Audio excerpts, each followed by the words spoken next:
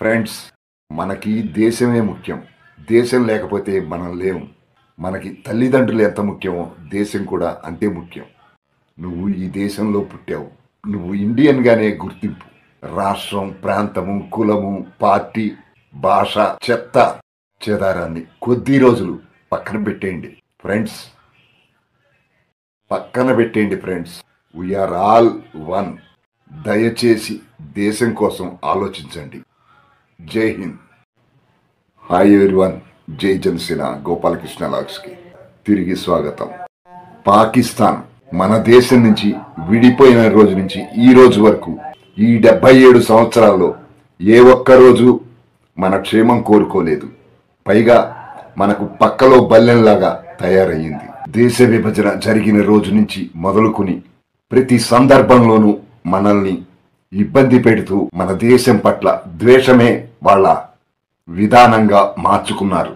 ఎదురు చూస్తున్న అవకాశం వచ్చినప్పుడు కొంచెం సమయం కూడా వృధా చేయకుండా మన ప్రధాని శ్రీ నరేంద్ర మోడీ వ్యవహరించారు. ఇప్పుడు అదే పహల్గాం ఉగ్రదాడికి ప్రతిదాడి మన భారత త్రివిధ దళాలు పాకిస్తాన్లో ఉన్న ఉగ్రవాదులకు గట్టిగా జవాబిచ్చాయి.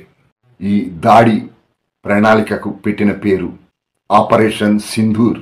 పాకిస్తాన్ ఉగ్రవాదులు మన దేశంలో చొరబడి మనగడ్డ మీద కుటుంబ సమేతంగా పర్యటిస్తున్న పర్యాటకుల్ని టార్గెట్ చేసి వాళ్లలో మగవాళ్లను పక్కకు తీసి వాళ్ళ ప్యాంటు విప్పతీసి వాళ్ళు హిందువులో కాదా అని నిర్ధారణ చేసుకుని మరి కాల్చి చంపారు. కుటుంబ పెద్దను చంపారు. స్పెసిఫిక్ గా ఇప్పుడు దానికి బదులుగా మన భారత సైన్యం ఇక్కడ ఎలాగైతే ఫ్యామిలీ హెడ్ ని కాల్చి చంపేశారో అలాగే అక్కడ జైషే మహమ్మద్ అనే ఉగ్రవాద సంస్థ వ్యవస్థాపకుడు మహమ్మద్ అజహర్ అతనొక్కడిని పక్కన పెట్టేసి అతని ఫ్యామిలీ మొత్తాన్ని లేపేశారు. కుటుంబ సభ్యుల్లో అతని పెద్దక్క, ఆమె భర్త, మేనల్లుడు, అతని భార్య, అతని సోదరుడు, అతని తల్లి, మేనకోడలు, 5 పిల్లలు, 2 సహచరులు, మొత్తం 14 మంది హతమయ్యారు అతని కుటుంబంలో.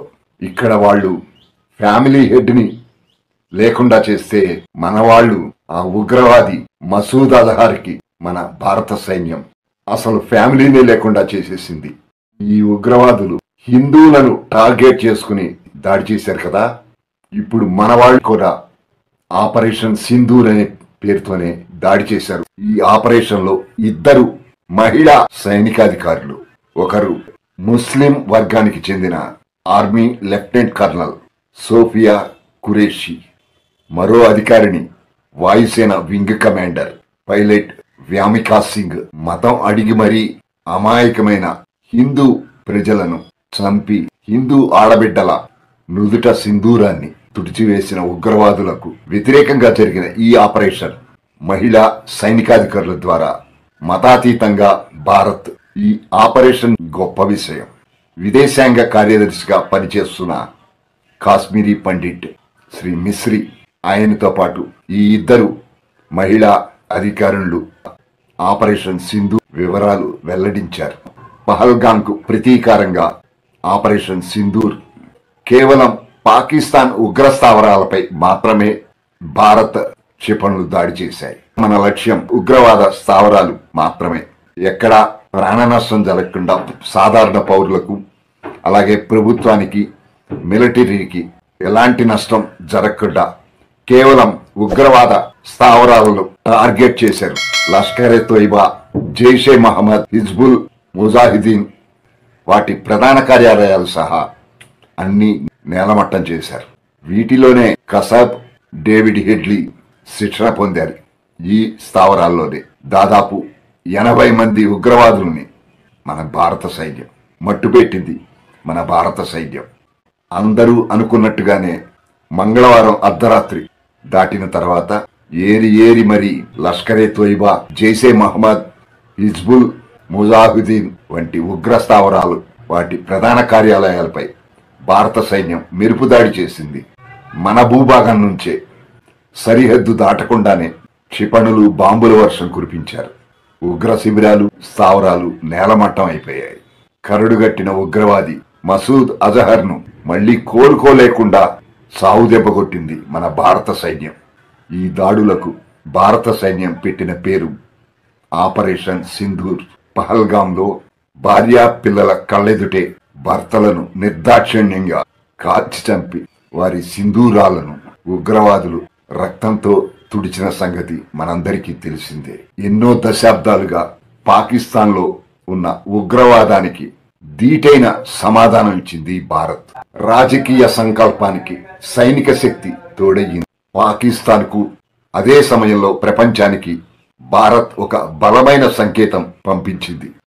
ఫ్రెండ్స్, చివరి ఉగ్రవాదిని ఏరివేసే వరకు ఆపరేషన్ సింధూర్ కొనసాగాలి అంటారు ఆంధ్రప్రదేశ్ ఉప ముఖ్యమంత్రి శ్రీ పవన్ కళ్యాణ్ గారు. ఇక్కడ ఉండే కొందరు దేశమంతా యుద్ధం చేయాలి, మనం ప్రతీకారం తీర్చుకోవాలి అని ఆలోచిస్తుంటే కొందరు యుద్ధం ఎందుకు అంటారు. ఇప్పుడు మనకి యుద్ధం ఎందుకు, అవసరమా, మన దేశం ఏమైపోతుంది. మరికొందరైతే యుద్ధం చెయ్యొద్దు, యుద్ధం చేస్తే ధరలు పెరిగిపోతాయంట. ఎన్నో ఎవరన్నా దేశం గురించి మాట్లాడితే వాళ్ళని చులకనగా మాట్లాడతాం, హేళన చేస్తూ మాట్లాడటం కొందరు పని. వీళ్ళలో ఇంకొందరు పాకిస్తాన్ని ప్రేమించేవాళ్ళు ఎక్కడో పాకిస్తాన్ మీద దాడి జరిగితే వాళ్ళ మీద దాడి జరిగినట్టుగా ఫీల్ అవుతూ ఏడుపులు పెడబొబ్బలు పెడుతూ పాకిస్తాన్కి అనుకూలంగా భారత్కి వ్యతిరేకంగా మాట్లాడుతూ ఉంటారు సోషల్ మీడియాలో సెలబ్రిటీస్.